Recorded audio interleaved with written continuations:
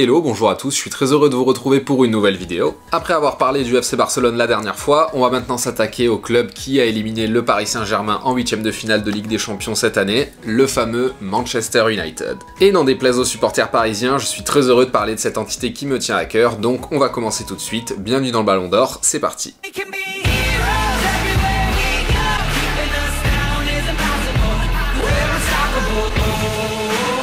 Le club anglais est fondé en 1878 dans la ville du même nom sous le naming de Newton Heath. Ce n'est qu'en 1902 qu'il prendra l'appellation de Manchester United. Car oui, pour la petite histoire, ce club a plus de 100 ans tandis que le PSG n'en a même pas 50. Quand on vous parle de culture et d'ADN européen, ça signifie forcément quelque chose. Son stade se situe dans le district de Trafford et se nomme par la force des choses Old Trafford. Mais comme un peu partout au milieu des années 30, le football laisse la priorité à la guerre et ce dernier se retrouve en ruine. Ceci dit, le premier vrai tournant du club a lieu en 1945 lorsque Sir Matt Busby, ancienne légende de Manchester City, prend les commandes du club mancunien. C'est la naissance de la première génération dorée surnommée les Busby Babes, à l'image de Duncan Edwards qui fait ses débuts professionnels à seulement 16 ans. Malheureusement, en pleine ascension, le 6 février 1958, le club va connaître l'une des plus grandes tragédies de son histoire. 8 joueurs sont tués dans le crash aérien de Munich, l'un des survivants va permettre au club de renaître de ses cendres, un certain Bobby Charlton. Durant la décennie qui suivra, Manchester United remportera plusieurs fois le championnat d'Angleterre et surtout la fameuse Coupe d'Europe des clubs champions en 1968 face au Benfica de Zebio. On retrouvera 3 vainqueurs du Ballon d'Or dans cette équipe, Denis Law en 64, Bobby Charlton en 66 et enfin le plus connu d'entre eux, George Best en 1968. Le club connaîtra un trou d'air durant près de 20 ans jusqu'en 1986 et l'arrivée d'un certain Alex Ferguson. Arrivé du club écossais d'Aberdeen FC, il permet à Manchester United de se remettre à rêver. C'est ainsi que le club mancunien découvrit Brian McClair, premier joueur à inscrire 20 buts en championnat depuis George Best, Eric Cantona, ancien pensionnaire de Leeds United devenu véritable légende sous le maillot des Red Devils, et enfin Ryan Giggs, joueur formé au club qui deviendra tout simplement le joueur le plus capé de l'histoire de ce maillot. Manchester United enregistrera même la venue de Roy King en provenance de Nottingham Forest et en fera même son capitaine. Mais tout n'est pas si facile dans la vie du club mancunien. En 1994, Sir Matt Busby décède, alors qu'en 1995, Cantona envoie un véritable pied-voltige dans la gueule d'un supporter, ce qui coûtera certainement au club le titre de champion d'Angleterre. C'en est trop pour Sir Alex Ferguson qui décide de vendre ses joueurs clés les uns après les autres et de les remplacer par des jeunes du club comme les frères Gary et Phil Neville, Paul Scholes et enfin David Beckham. Mais bien évidemment, s'il faut retenir une seule saison de l'histoire du club mancunien, c'est la fameuse année 98-99 où il réalise le triplé Coupe, Championnat, Ligue des Champions. La fameuse finale contre le Bayern Munich est l'un des scénarios les plus improbables de l'histoire de la Ligue des Champions, avec 2 buts coup sur coup dans les dernières secondes de Teddy Sheringham et d'Ole Gunnar Solskjaer, l'actuel entraîneur de Manchester United.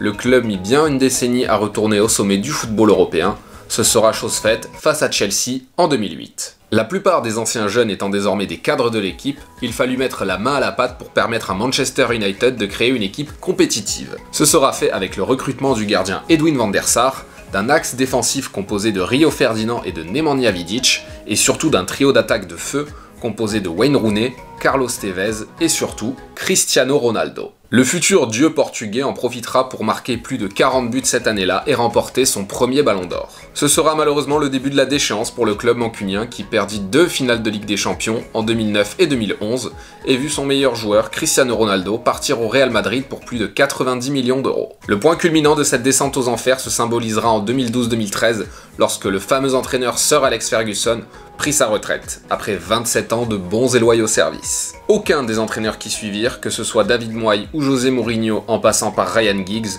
ne purent ne serait-ce qu'effleurer le charisme et l'aura de l'idole écossaise. Alors certes, le club mancunien a bien tenté de revenir sur le devant de la scène, en 2016 où il fit de Pogba le joueur le plus cher de l'histoire du football de façon éphémère, en 2017 où il remporta la Ligue Europa face à l'Ajax d'Amsterdam, ou encore il n'y a pas si longtemps, en 2019, lorsque Manchester United devint la première équipe à rattraper un retard de 2 buts encaissés à domicile en Ligue des Champions. Voilà, c'est probablement tout pour l'histoire de Manchester United. Maintenant, on va voir quelles conclusions on peut en tirer. Nous avons certainement affaire au plus grand club anglais à l'échelle nationale et à l'un des plus puissants au niveau européen. Manchester United, c'est une histoire, avant tout de numéros, le 7 en l'occurrence, porté par des joueurs comme Cristiano Ronaldo, en passant par Eric Cantona et David Beckham, de tragédie aussi, symbolisée par ce crash d'avion il y a plus de 60 ans, magnifié par un homme, Sir Alex Ferguson, qui symbolise à lui seul plus de la moitié du palmarès du club, et enfin, parce que le football est avant tout un spectacle, Manchester United, c'est une histoire de buts sublimes qui traverseront sans problème les générations futures.